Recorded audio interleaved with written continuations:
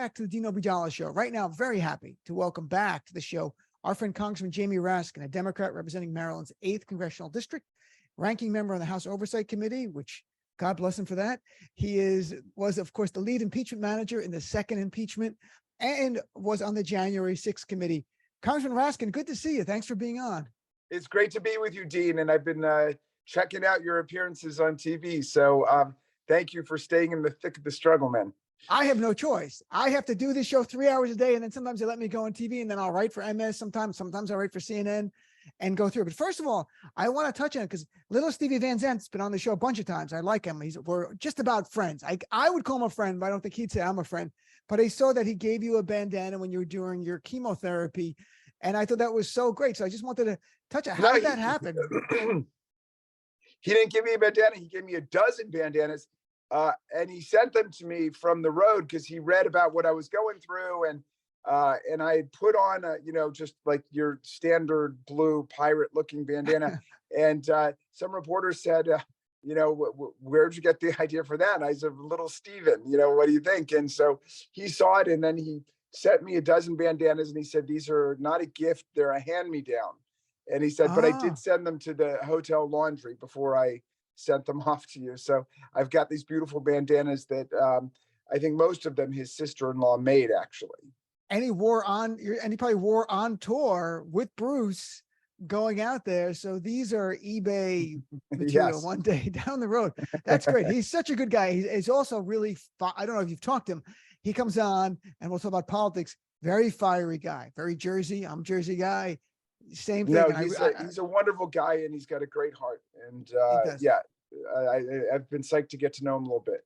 He's a good guy. So let's talk about your reaction to the new charges against Donald Trump. 3 new felonies yesterday. 2 are obstruction related. 1 is the willful showing of a document which he had talked about in the past, and now apparently they actually have it. So what's your reaction to this? I mean, look, Donald Trump is a one-man crime wave.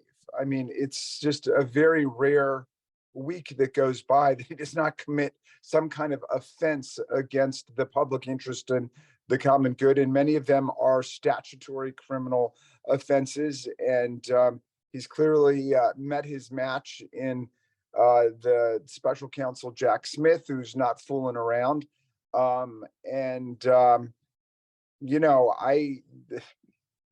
I can't imagine that he's going to be able to extricate himself from this situation, because it's such a brazen violation of the laws governing, the classified documents and top secret government documents. And they've got pictures of them. They're all over the place. They gave him multiple opportunities to return them, and he didn't return dozens and dozens of them. They're not even charging him with the ones that he did return, even though that was a crime to take them in the first place. It's like you get caught shoplifting, and a couple blocks away, you decide to give it back. But in his case, he decided not to give back the stuff he really wanted. What's his motive? Was he planning to sell them, to share them with Putin, to show them off to his donors? Who knows? The motive, which is why you have an intent, is irrelevant, really, in terms of your commission of the crime. It might be relevant as some kind of mitigating or aggravating factor at the point of sentencing, but I think that they've got this guy dead to rights in terms of the commission of the offense and all of the elements of the various crimes they've charged. You mentioned Jack Smith. Do you think Donald Trump is missing Robert Mueller now?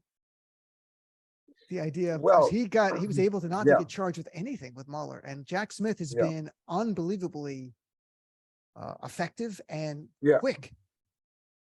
I mean, I think that's right. I mean, it is an artifact of the Trump age, which alas we're still in, that we end up, psychoanalyzing and interpreting so much the character of the prosecutor or the judge who's involved. I mean, that's not really a pre-Trump thing. I mean, generally, we accepted that the judges did their job. I mean, except when you've got, extreme right-wing judges or certainly justices, but we basically accepted they do their job, prosecutors do their job. But now it's all, you're a Democrat prosecutor, you're a Republican prosecutor, and fortunately, a bunch of the cases we're dealing with, you've got even Trump appointed prosecutors and judges who are going to be the most extreme and reactionary judges in the country, who are still blowing the whistle and, enforcing some concept of law, even when the whole idea of the rule of law is in tatters now because of Donald Trump. And I'm chatting with Congressman Jamie Raskin. Congressman, you were very much a visible part of the January 6th committee, and the reporting is that your work on the committee, the entire committee's work, was what pushed DOJ to scrutinize Donald Trump more personally. And this is before Jack Smith was involved. How do you feel about that? I mean, because we were probably talking about it during that time, and we shared a frustration, not just us, others, that DOJ did not seem to be moving robustly or quickly against Donald Trump. But do you feel a sense of, I don't want to say accomplishment, because it wasn't like a job. You did your job. And as a result it seems DOJ moved in the right direction. How do you feel about that? Well, it was a crime against the Republic of such bewildering magnitude and complexity that I think it was overwhelming for a lot of people, and especially with all of the right-wing propaganda out there trying to trivialize it, dismiss it, undermine it, question it, and so on. And I believe that the January 6th Select Committee succeeded in, taking more than 1,000 statements from people, analyzing all the information we could get a hold of, and then telling America a story rooted completely in facts that people could understand. And once the coherent and authentic narrative of what took place was out there, I think there was no going back. And of course, there have been already hundreds and hundreds of prosecutions, over 800 prosecutions and convictions. We have dozens of people who've been convicted of seditious conspiracy, which means conspiracy to overthrow the government of the United States. Some of these right wingers will write in sometimes and saying, well, you're saying insurrection, but where's the insurrection? That's what seditious conspiracy is. It's a conspiracy to overthrow the government. Then they say, well, insurrection's not a crime. It is a constitutional crime. It's all over the Constitution, which is why Congress has the power under Article 1, Section 8 to call forth the militias from the states, the National Guard, to, quote, suppress insurrections. It's why if the president swears an oath to uphold and defend the Constitution and violates it by engaging in, quote, insurrection or rebellion, then he can never hold office again, federal or state level. The Constitution has more than a half dozen explicit rejections of insurrection. And yet we still have people out there who are claiming, no, the meaning of the Second Amendment is the people have the right to overthrow the government. Really? Well, you know how many insurrectionists on January 6th have had their convictions reversed because they have a right to overthrow the government? None of them. So people should be aware. Next time you want to attack our police officers, storm the Capitol, and overthrow an election, if we catch you, you're going to jail. If you are convicted by a jury of your peers beyond a reasonable doubt of having committed crimes. Sometimes these Republicans will say to me, well, Patrick Henry said, give me liberty or give me death. Yeah, that was a bumper sticker by an anti-federalist who voted against our Constitution. Okay. And they say, well, the whole Declaration of Independence says you've got a right to overthrow tyranny. That's right. Jefferson, said you've got a right to overthrow tyranny as a matter of natural law. He was not citing the British Constitution or the Magna Carta. If you want to try to overthrow our government and invoke natural law, have at it. But if we catch you and we stop you and we arrest you and we take you to court and we follow due process and you're convicted, you're going off to prison like Stuart Rhodes, the Yale Law School graduate who was running the Oath Keepers, who set himself at war against the government. I can sense, clearly I can sense your energy and also a little bit of the frustration of dealing with it. And I have Trump supporters who call my show and want to debate things often, as you might imagine. What is your reaction though to seeing now, even before these charges, Donald Trump facing 71 felonies, including 31 counts of allegedly violating the Espionage Act and his role in January 6th, yet the GOP base loves him. And while there's some smattering it doesn't, overwhelmingly, his lead over Ron DeSantis has grown. He's raising money. And when you talk to him, the base, people that I speak to, are diehard supporters, and nothing we can say can get through, nothing. And I greatly concerns me that this is not a democratic movement. It's something different on our soil. Well, I think that's right. And that, you can view it either as more akin to a religious cult, where the cult leader can do no wrong and also utters nothing but the truth. I mean, you sitting there looking at the pictures of the stolen government documents that he's stowing away in the bathrooms and the bedrooms of Mar-a-Lago. And then there are people who still say he doesn't have any government documents when he's basically admitted he's got the government documents, but he says there really is. So you can view it like a religious cult where the cult members know nothing other than how to swallow the propaganda they're being fed.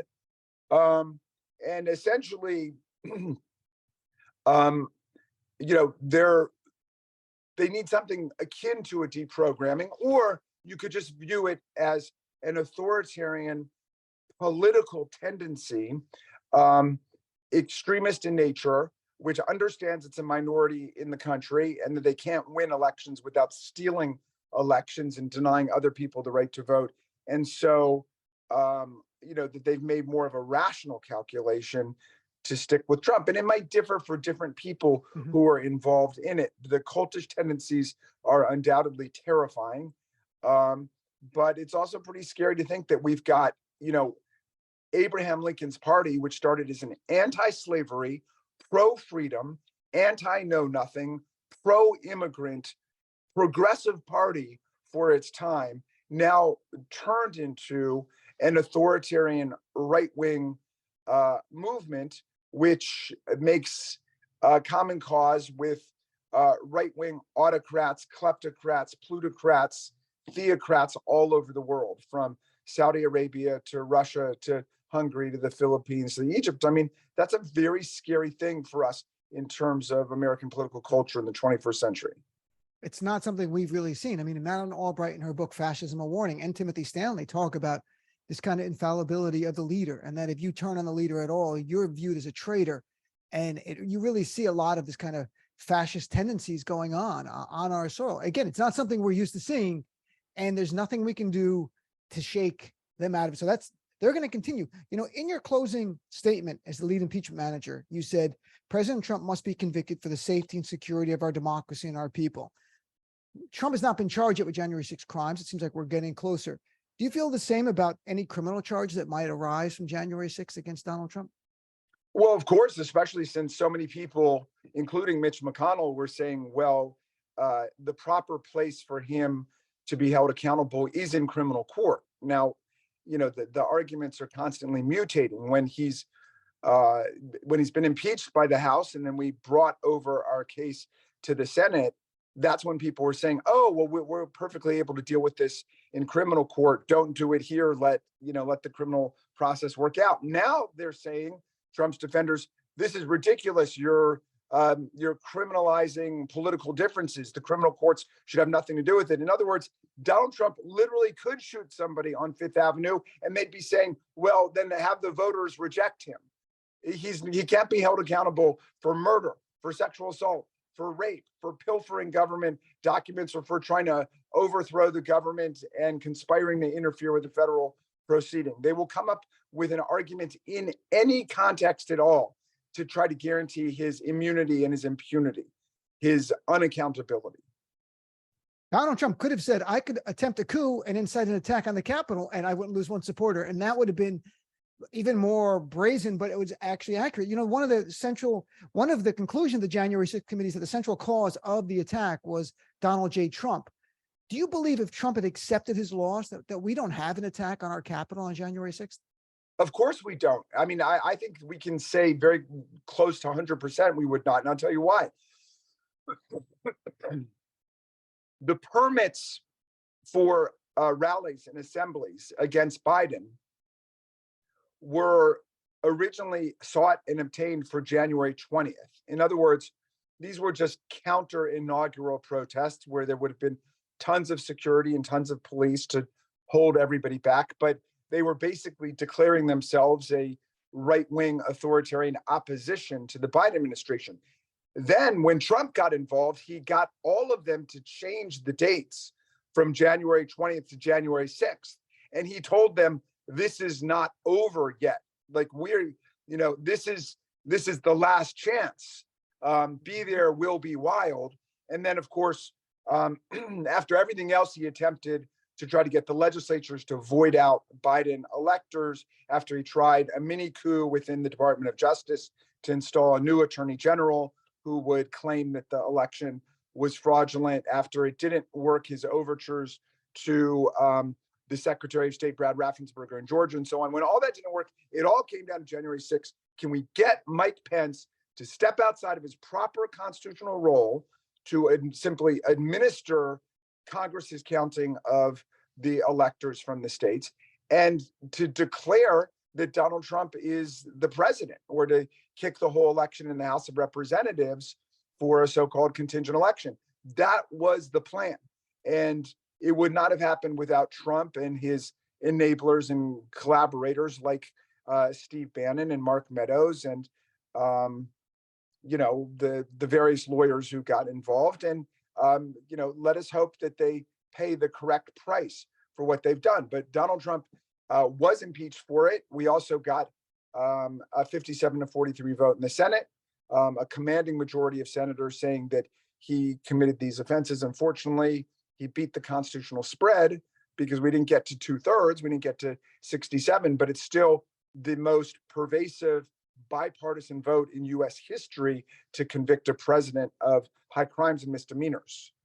And I'm sorry, Congressman Jamie Raskin, two last questions here. And the January 6th report, I wrote an article for CNN citing so much about what you detailed of Jim Jordan, who now is a committee chair, talking about compelling people to adhere to subpoenas, where he was a significant player, is the language of the January 6th report, on his role in overturning the election. But I don't want to bring up Jim Jordan here. I want to, two last things.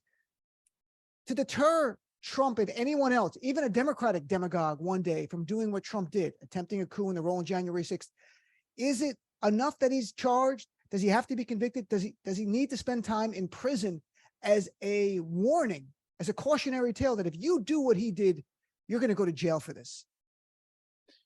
Well, there have got to be consequences. I mean, the political scientists tell us that the surest sign of a successful coup coming is a failed coup, where the forces get to reorganize and reassemble, now having been able to detect and diagnose weaknesses in the current security structure and constitutional structure. Okay. So as you're saying, there are people who were intimates, confidants, participants in the effort to overthrow the election, whose story has not been completely told yet, who suddenly have key roles in Congress, like Jim Jordan, who is the chair of the Judiciary Committee. And there are lots of others who are still out there and still at large.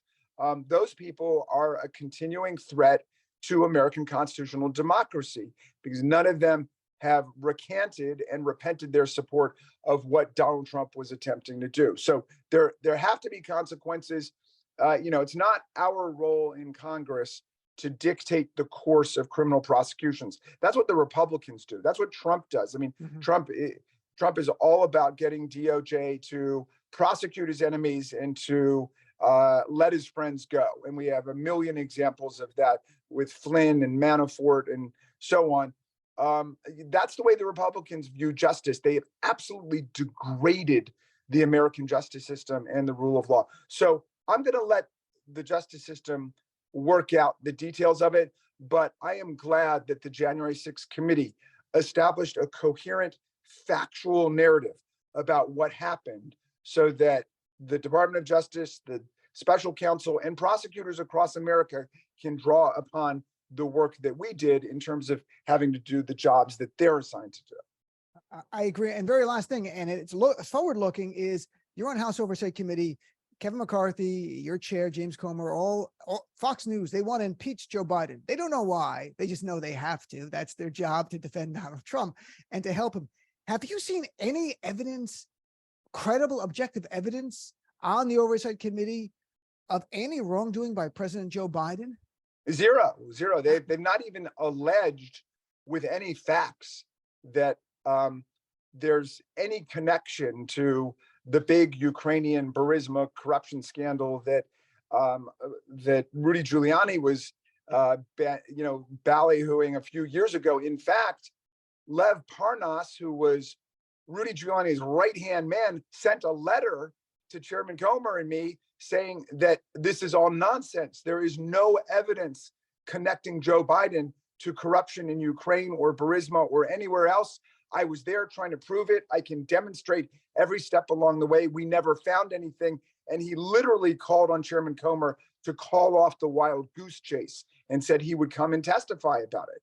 And, their other star witness was a guy who turns out to be a fugitive from American justice, a 9 criminal count felony indictee by the U.S. Department of Justice for failing to register as a foreign agent for China, who was trying to organize a Chinese arms for Iranian oil deal. And this international indicted arms trafficker was going to be their major witness. Because, see, what's happened to the GOP now, it's like with George Santos, it is a refuge, it's a haven for people who've committed crimes, who've lied about other things. They want to try to get under the GOP umbrella to find some people who will support them. And it's become a den of thieves and liars and fugitives. So well put, Congressman. There's nothing more to say after that. And I'm sure when you come back, I'm not saying that's everybody who's in there, because there's still, I know a few Republicans who are still in there who are, trying to remember it was Lincoln's party and so on. But there is no doubt it has become a safe harbor for people who are essentially fleeing American justice or trying to construct some kind of counterfeit life. I mean, George Santos is a Republican congressman who the leadership of the GOP in the House stands by because they want to keep his vote. And it's such unreal. And he's right from, I live in Manhattan, but he's right over the border here on Long Island. That's what he represents. He represents my friend Tom Suozzi, who I went to law school. That's his district, where Tom didn't run for re-election. There's one article in the paper today about Santos and his continuing attempts to commit financial crimes, even after all of the cover was blown. Well, it's like Trump. I mean, why stop? If there's no consequence, you keep doing it. Last thing, if a Democratic president did what Donald Trump did, how do you think the GOP would be responding? You think they would be looking at everything now and defending? I mean, I can't even imagine what they would have done. The core of Donald Trump's campaign in 2016 was that Hillary Clinton had used a private server, and there was no allegation that there were top secret government documents or classified government documents on it, but that there were references, a handful of references made to such documents in the emails. So that was what created the whole basis for the Republican assault on Hillary, lock her up, and so on. Now we got Donald Trump, who actually stole hundreds of top secret, classified, confidential government documents, kept them, refused to turn them over, continues to lie about them, show them to people, leave them in the path of all the passersby coming to Mar-a-Lago and so on. And they just, stick their heads in the sand about it. That is cultish behavior. I mean, some of my colleagues, when this is all over, they're going to be fit only for selling flowers and incense at Dulles Airport. I mean, they're training basically to become cult members. Well, Congressman, I want to thank, it's so great to have you back on. It's been a while. You look great. I'm glad things are going well. And you got this little Stevie Van Zandt bandanas on. I look forward to chatting with you in the future. Stay close. All best to you, Dean. Take care, my friend.